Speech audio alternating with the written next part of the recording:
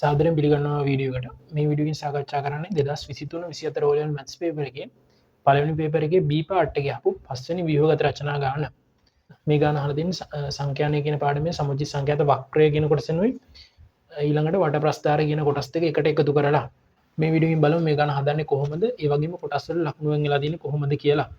ගාන කියනවා එක්තරා පාසලක සිසුන් 120 දෙනෙකු ගණිත පරීක්ෂණයකදී ලබාගත් ලකුණු ඇසුරෙන් අඳින ලද සමුචිත සංඛ්‍යාත වක්‍රයක් රූපේ දක්වනවා කියලා.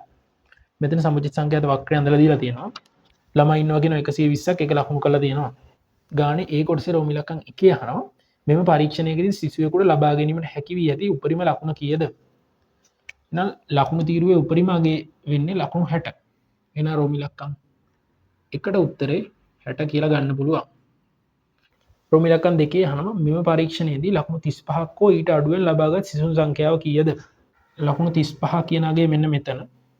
ඒක දිගේ උඩට යන්න ඕනේ. ඊට පස්සේ එතනින් මේ පැත්තට එන්න ඕනේ.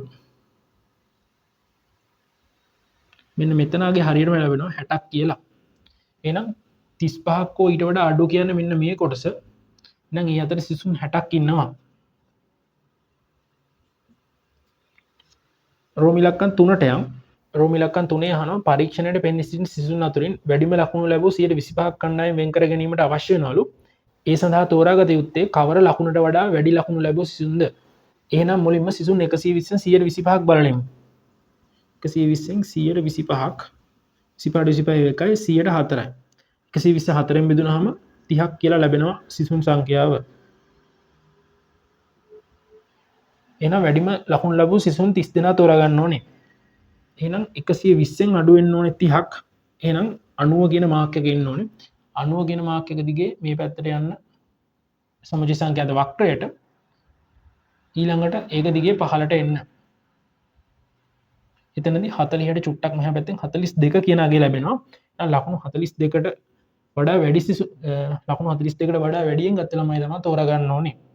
එහෙනම් ඔය විදිහට ගන්න ඒ කොටස සම්පූර්ණයෙන්ම හැදුවා. දැන් බලමු මේ කොටස් තුනට ලකුණු වෙන් උනේ කොහොමද කියලා. රෝමි ඉලක්කම් 1ට 1 ලකුණයි, රෝමි ඉලක්කම් 2ට 1 ලකුණයි. ඊළඟට රෝමි ඉලක්කම් 3 මෙන්න මේක වක්‍රයේ ලකුණු කරනවට 1 ලකුණයි. ඊට පස්සේ 42 අගය ගන්නවට 1 ලකුණ විදියට ඒ කොටසට ඔක්කොම ලකුණු 4ක් දීලා තියෙනවා. එහෙනම් ඊළඟට බලමු B කොටස කොහොමද හදන්නේ කියලා.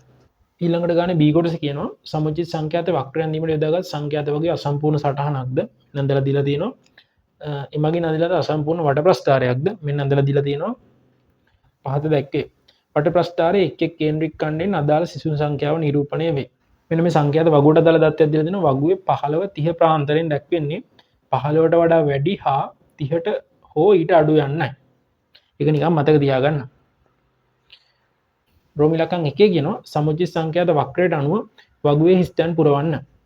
එහෙනම් මෙන්න මේ වගුවේ පන්ති ප්‍රාන්තර වල තරම බලමු. 0යි 15යි අතර තරම 15. 15යි 30යි අතර තරම 15යි. 30 45යි 15යි 45යි 60යි අතර තරම 15යි. තරම හොයාගන්න මෙන්න මේ යගේ අඩු කරනවා. 0වත් 15වත් අතර සිසුන් සංඛ්‍යාව 10යි කියලා කියනවා. ඒක වක්‍රයනුත් ගන්න පුළුවන්. මෙන්න මේ 0වත් 15වත් අතර සිසුන් සංඛ්‍යාව 10ක් වෙනවා. ඊළඟට 15වත් 30ත් අතර 15වත් 30ත් අතර කියන්නේ මෙන්න මේ අතර 30 යගේ වෙන්නේ 40යි 15 යගේ වෙන්නේ 10යි. එහෙනම් 40න් 10ක් අඩු වුනහම 30ක් විදියට මෙන්න මේ යගේ ලැබෙනවා. 30ත් 45ත් අතර 30 45 30 යගේ 40යි 45 යගේ 100යි 100න් 40ක් අඩු වුනහම 60ක් විදියට අගය ලැබෙනවා. දැන් මෙතන එකතු ගමු 10යි 30යි 40යි 100යි 120යි. එහෙනම් හරි. එහෙනම් මේ ගත්තා කියන අනිවාර්යෙන් හරි. එහෙනම් රෝමි ඉලක්කම් 1 හදාගත්තා. දැන් බලමු රෝමි ඉලක්කම් 2 මොකද්ද කියන්නේ කියලා. වට ප්‍රස්ථාරයේ කේන්ද්‍රයේ කෝණයේ අංශක 30ක් වන කේන්ද්‍රික ඛණ්ඩයෙන් නිරූපණය වන ලකුණු ප්‍රාන්තරය කුමක්ද? මෙන්න මේක ගැන අහන්නේ. එහෙනම් මුළු සිසුන් සංඛ්‍යාව 120යි. අංශක 360කින් නිරූපණය කරන සිසුන් 120ක්. එහෙනම් අංශක 30කින් නිරූපණය කරන්නේ කී දෙනෙක්ද?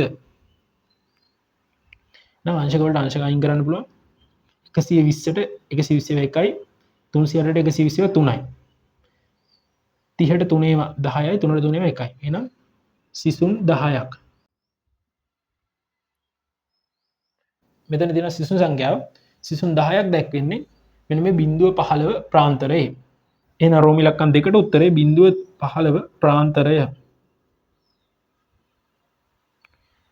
ඊළඟට රෝම ඉලක්කම් 3 බලමු. රෝම ඉලක්කම් 3 කියනවා 45 60 ප්‍රාන්තරය නිරූපණය කරන කේන්ද්‍රික ඛණ්ඩයේ කේන්ද්‍රයේ කෝණය සොයන්න. 45 60 අතර සිසුන් 20 දෙනෙක් ඉන්නවා. ඒක හොයන්නේ සිසුන් 120 දෙනාගෙන් 20 දෙනෙක්ට අංශක 300න් කොච්චරක්ද කියලා ගන්නවා. 360ට 120 වත් 3යි 120ට 1යි 20 වරක් 3 අංශක 60ක් විදිහට 45ත් 60ත් අතර ප්‍රාන්තරයේ කේන්ද්‍රික කෝණය ලැබෙනවා. එහෙනම් ඔයාලට B කොටසේ රෝම ඉලක්කම් 3ත් මම හිතනවා පැහැදිලි ඇති කියලා. දැන් බලමු මේ කොටස් වල ලකුණු වෙන්ගලා තියෙන්නේ කොහොමද කියලා. මුලින්ම මෙන්න මේ වගුවේ 30යි 60යි ගන්නවට ලකුණු එක ගානේ ලකුණු දෙකක් දීලා තියෙනවා. ඊළඟට සිසුන් සංඛ්‍යාව 10යි කියලා හොයාගන්නවට එක ලකුණයි. බිඳුව 15 ප්‍රාන්තරය කියලා ලියනකොට එක ලකුණයි ගන්න. රෝම ඉලක්කම් දෙකට ලකුණු දෙකක් දීලා තියෙනවා. රෝම ඉලක්කම් 3ට මෙන්න මේ ප්‍රකාශනයට එක ලකුණයි මේකට එක ලකුණයි විදියට එකටත් ලකුණු දෙකක් දීලා තියෙනවා. එහෙනම් ගානේ B කොටසට ලකුණු 6ක් ඔක්කොම දීලා තියෙනවා. එහෙනම් මේ විදිහට තමයි 2023 24 පස්වෙනි විභාග රචනා ගන්න හදන්නේ සහ කොටස ලකුණු වෙන්ලා තියෙන්නේ. ඔයාලට මොනවා හරි අපහැදිලි දෙයක් තියෙනවා නම් කමෙන්ට් එකක් දාලා අහන්න පුළුවන්.